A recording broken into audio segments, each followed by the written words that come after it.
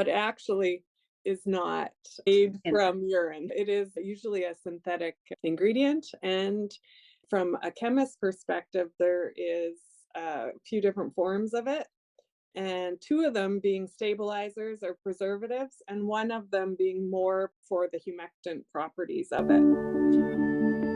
Welcome to Beauty Babble. We're doing another ingredient episode today. More specifically, we're talking about urea. And we're joined by Tera Moukhaiber, founder of Beauty Cult Canada. Hi, Suzanne. Hi, Tara. Hello. Hi. Thanks for joining us today, Tara. Suzanne, tell us how we got into talking about this ingredient in specific to kick us off. Well, as a daily thing that happens around Beauty Cult is Tara and I get into these discussions all the time. And just out of that discussion, she brought this up, how it came across, and I'll let Tara dive into more of the details of it. But I said, I think these are things that we should be telling people more about because unfortunately, we can just go online and buy products and not realize it could be detrimental to our clients because it's actually not available in Canada. Well, I'll speak for Canada and even some parts of around the world too, right? So it's knowing the differences in your ingredients. And I keep talking about know your ingredients, know your brand, what they represent is a huge part of it. And I think that's what came down to Tara and I said to Tara, like, you should come on and talk to us. And then I told Doreen, and Doreen said, yes, great idea. And this is our second episode where we're talking about ingredients. And I think we're going to be making this a regular feature. We'll talk about an ingredient. So if any of our listeners have an ingredient that they've come across or one that they're curious about, let us know. And we can include that in our ingredient episodes. Yes, I think that's a great idea. So Tara and I were chatting one day, and Tara does a lot of research. So when you hear a word, Tara, it usually takes you into a depth of learning, a spiral of opening this and learning this and that. And I mean, thank God you do it because as you do import and bring in products into Canada, and you have to also be due diligent in your part as a business owner that it's legal in Canada, or when it becomes illegal in Canada. There's both Yeah. sides to that, right? So yeah, start us off with this amazing ingredient. Well, I'm always curious with some ingredients that are in skincare. Health Canada will restrict how much is used in a product. So then that triggers down where you fall down the rabbit hole of starting to research. And then I always like to look at things from like how a chemist would see it, as well as an esthetician or a dermatologist or a doctor or whatever, from all the different angles to see why there might be the controversy with something. And so then when you do that, when you start to see like how a chemist looks at it in the formulation, and when we first got into the skincare, I would always try to relate food. Lots of ingredients are food related, where you can like vitamin C or different super fruits or something that's in food, but this is one of those ones that's not. And so the initial thing is what people think of when they hear urea is back when the war was on and soldiers were hiking through trenches and their feet were getting fungus or I don't like foot rot or whatever it was, and they were told to pee on their feet to try to help cure it. And so when people hear urea, they think pee, but it actually is not Yeah, it's not. made from urine. It is usually a synthetic ingredient. And from a chemist's perspective, there is a few different forms of it, and two of them being stabilizers or preservatives, and one of them being more for the humectant properties of it. And so as soon as I started reading that there was more than one form of it and why it was restricted, the preservative form is more of an exfoliant. And so it's restricted because how much you're going to exfoliate. It would be like a chemical peel almost. Whereas the humectant part of it is probably more expensive as an ingredient, and that's usually the part of the the ingredient that we would want in certain products. So is to be able to help the skin hold moisture, which is all these star ingredients, hyaluronic acid or sodium hyaluronate, all these ingredients to help our skin hold moisture is usually the part that we're looking for, and the part that's probably more expensive in an ingredient. So as soon as this came up, I started scanning all of our products to see which form of the urea was in them. And luckily for us, the products that we had that had it was the humectant form, not just the stabilizing form of the Okay, ingredient. I have a question for you. How do you know the difference between the two forms when you're looking at your ingredients? So when you're looking at your ingredient list, first of all, you're going to look to see how high up on the ingredient list. That's going to help give you, like, if it's got more, if it's the next ingredient right after water, chances are there's a lot of it in there. And if it's lower on the ingredient list, then probably it's meeting its job and it's not going to be overly exfoliating. Or usually there's other ingredients in there that the humectant part of the urea is driving into the skin. So they kind of work together. So that's where the chemists come in. That's where the formulations are worked. And then I'm not going to read all the names out because I will butcher them, but I can help you out. Is it the one, the hydroxyethyl urea? That's the one that's the humectant, right? Yes. Yes. So right there is a good indication because hydro is at the beginning of it, to try to remember that that's the one that's going to help with water. And then the other forms are going to be more antimicrobial. So those are going to help stabilize. Those are more of a preservative form of it. And with that, they help, yes, they're good at preventing bacteria and mold and yeast or whatever from forming in the product, but they can also, in too high of a content in the product, can be overly exfoliating. So somebody who's already has skin sensitivities, it might be too much for them. Also, which is why Health Canada limits the amount that's allowed in product. Yeah, and because it's more of a stabilizing preservative, then it's that other side that people should look at. It's a preservative, which isn't a good one to be using for us as humans, because our skin, as we know, absorbs everything. So, it's toxic, even if it's a small amount. So yeah, so that's even like, so thinking of that as a preservative, and then other preservatives are parabens. And if you listen to a chemist's version of having a paraben in a product, which now, because of trends and consumer watchdogs, I guess, because it's consumers who are buying things that started not wanting parabens in their products, so chemists started to take them out. But in small amounts, they weren't like disruptors. The molecules in them were actually too big to be absorbed in ways that people thought they were, and they kind of dissipate on the surface of the skin but protect the product. So there's different ways of looking at it. But so urea is in too high of a quantity, the stabilizers defeat the purpose of what they're in the product for. and I think you also hit it on the head, that it'll come to cost.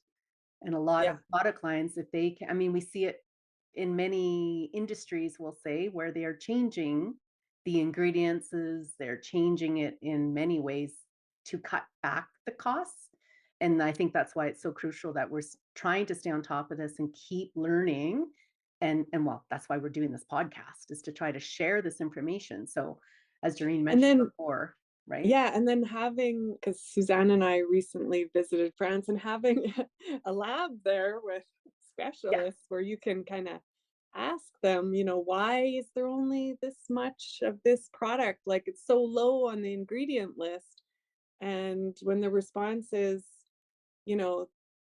there's only so much the skin can absorb, and that is the advice of the biochemists and the chemists, in order for the best penetration into the skin, like the rest would be overkill. So it's not going to do anything. There's only so much that can be beneficial or Right. penetrate. And that's when you look at ingredients and they say, oh, this is really great because it has so much of this. But in the end, they know, the chemists know, as you said, the researchers, and if they've done their job, they know only a certain percentage is going to get absorbed by the skin too. So that could be a Yeah. good thing or a bad thing, right? Like how we look at ingredients. I mean, we can start targeting a lot more ingredients on that topic of when you see them advertising their products to be at a Like certain be the percentage. most potent. Yeah. And Yeah, or the it's not most, going to yeah. do well. And you're SPF is thinking, one. I'm not talking down to SPFs at all. They're amazing, but what's the difference between the 50 and 60 and the 75? Like, I really, think it's that's a time. good one.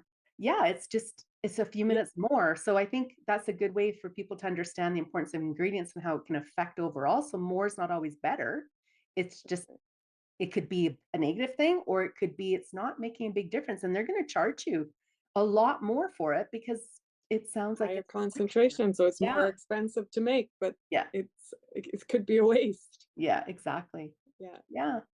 So with urea, is that in all kinds of products, or is it just specifically like more in skincare, or is there some in like, I think we were talking about like some products in foot care. So it can be across the board, really. So estheticians can just check any product line they have to look at their ingredients. So that's the thing. If there's no ingredients on your packaging, you should not be putting it on your skin. With all the brands that we use, there's a trust in the manufacturer for guaranteeing that what they're putting on the packaging is what's actually in there, and they have a longevity in the industry to be trustworthy, I guess.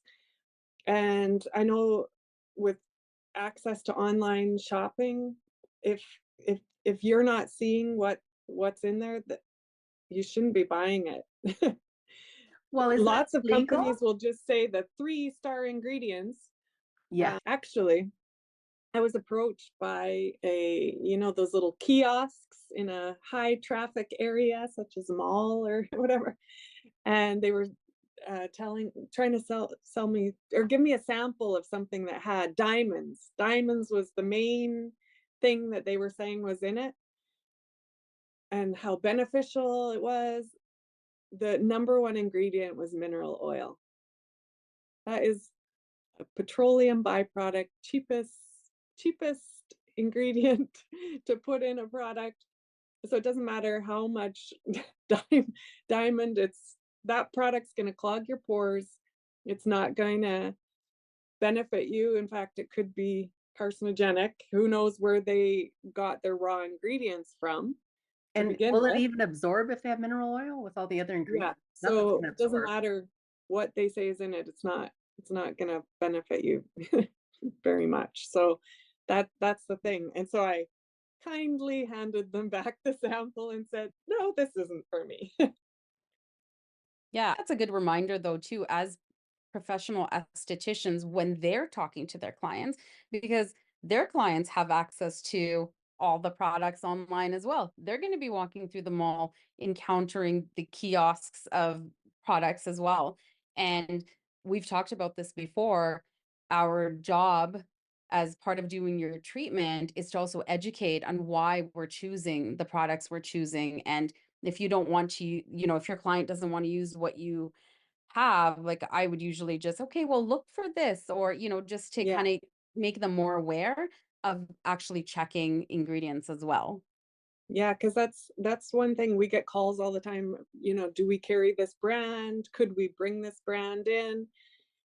And yeah, and I'll say, well, I'll look and see, if it's something good that you should be using on their skin, and probably 50% of the time it's not that great for And them. There's alternatives that would be better. And one of my, going back to, educating your client, one of my best scenarios that I don't know where I got it from, but I think especially for young people, if you went to buy a cell phone and the salesperson said, "This is how you turn the phone on. Here's the button. This is how you turn it on." and they couldn't tell you anything else about the phone. Would you want to buy that phone? Like if they, if that's their job and they can't tell you what options does the phone have, you know, that's the same with an esthetician. If you're just going to tell them, oh yeah, you just put this on morning and night, and you can't give them any other information, you're going to have a hard time. Yeah, you're not doing your job really. Yeah. Well, in this day and age, like you need to step it up because your clients There are is so way much. more knowledgeable. Not saying they weren't before. It's just I don't think it was out there for them to find it as easily. And now people are very curious and they want to learn more and they care about their health and what are they We putting on have their skin. access to everything. Yeah. And with that, access to everything and what you thought at one time before they started selling the brand online could have been one thing. And then when they start producing for mass market, it becomes something completely different. So you should compare when you were buying it from an individual, that ingredient list compared to when it's starting to be sold on a mass scale. Is the ingredient list still look the same? Are those ingredients still in the same order on that list? Because when you're producing for global market and a generalized population where it's not going to disrupt in the same way that a professional product would, that mass production is more generalized, so it's more not to upset the skin one way or another. And what you mean by mass production is that it's available all over the place. Not Yeah. that a company is global, but it's Right. how it's being distributed and where's Right, because when control you of it, right? walk into a place and you're not buying from somebody who has experience in the industry that's helping you, making recommendations for you, most of the products aren't good. So I have dry skin. Most of the products that I could buy over the counter aren't gonna disrupt that too much. If I'm buying something for oily skin from a professional and I have dry skin, it's going to, within a week, It'll I'm be a gonna problem. be feeling it. Exactly. Yeah, I'm gonna have that dry skin, kind of like after the chemical peel I had a week ago. Like, finally have got rid of that dryness. Yeah, but that was on purpose. What I we think can that we did an episode about this too, where we talked a little bit more about it. And it was, we called it retail giants because when the product goes into retail stores, that's when it's no longer just professional. So for any of our listeners, they can go back. It's in season 1, episode 13, where we really dive a little deeper into, professional product versus retail giants and the products you can purchase there. Yeah. Yeah. We'll have those notes of the names below, right, Tareen? You'll have those in there. And then this way people can look for it and know what to look for. And if you have questions, reach out to your brand. They should be able to give you this information as well. And or if you have the manual of your brand, you can easily look through all the ingredients because it should be in your hands as well. So there's the other thing. If they're not giving you all the details, that should be your first flag. But if they're giving you everything, and that's why it's trademarked and why it's protected and how you handle it and what you do with it, and that's the brands will do, is that's one of the big reasons why they want to protect it too. Going back to urea, just a couple things that are pretty amazing about that ingredient when you're using the right part of it is it is supposed to help with your barrier function. So it is usually for skin that could be compromised or, is irritated, or like your feet, rough heels or whatever, that it does have the potential to help the barrier. And like I said, if they're using the right part, the humectant is going to help the hydrolytic barrier to hold moisture in a different way. And if you're using the part that's the exfoliating part, it could work almost like an acid, like salicylic or lactic, which is why Health Canada limits, I think it's up to 10% in a product. And then there was another thing about amino acids. Where is it? It was really interesting. Like with urea or on its own? Because that's another ingredient we're going to No, talk. it works like, sorry. They found a correlation between water content and amino acids.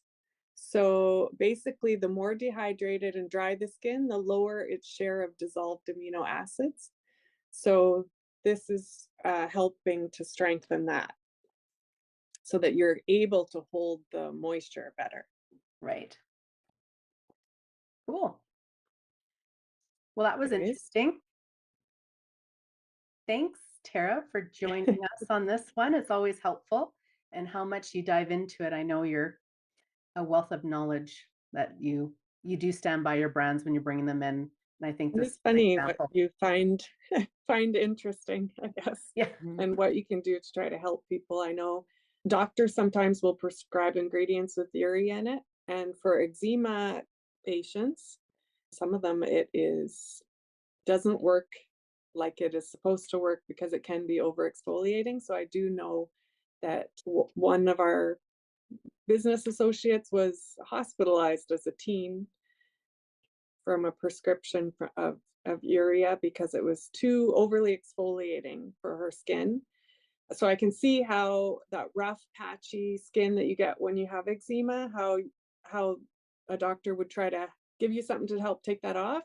But if it continues to exfoliate, it's going to be too much for the skin, and also not just for eczema patients, but patients with autoimmune disorders, diabetic, heart conditions. So if you're not sure, you should probably avoid it. Use something as an alternative. And that's for the exfoliant one, not the humectant. That's right.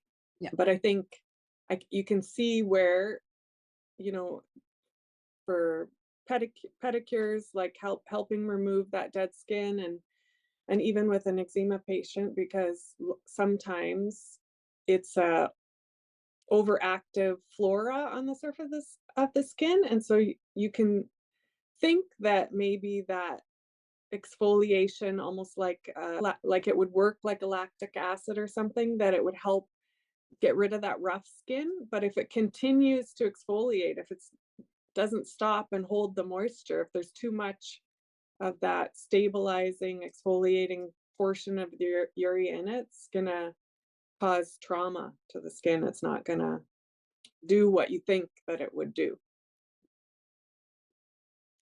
And when you with say continues to exfoliate, is that because you're continuing to apply the product or as it's on your skin? Well, I think some skin could handle it and some couldn't. So, and yeah, usually like in that type of setting, she was given a prescription and she was told how often during the day to put it on. So the constant reapplication, and she was a teenager at the time. So it got to the point where it was almost like burns, I guess, on the skin because it just kept overly exfoliating. I don't know if it would do it. I don't think it would do it one time, like if you did it in a treatment. But I think that's why Health Canada steps in and, reduces the chances of this happening, especially in our industry. Sometimes you think, well, oh, that's not, they only allow 2% of this or 10% of that. And if I just go down, cross the border, buy it from online, I can get it. But in most situations you'd be okay with it, but just takes that one skin it's not okay with it, and you'd hate for you to be the reason that they ended up having to seek medical attention. Yeah. Absolutely. Yeah, absolutely. The rules are there for a reason.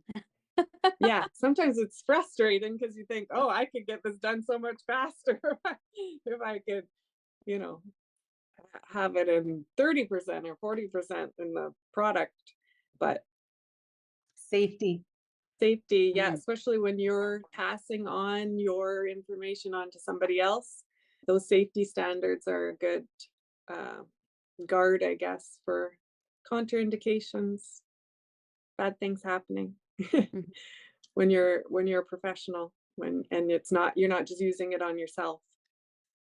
It's one thing to buy things and just use them on yourself when you're not sure about them, but it's another thing to tell somebody else to do it. Absolutely. Well, I think this has been a very enlightening chat, and we'll be back with more episodes on different types of ingredients. But thank you so much for joining us today, Tara. We know you're busy, Thanks. and we look forward to having you again on the show. Thanks for listening to Beauty Babble.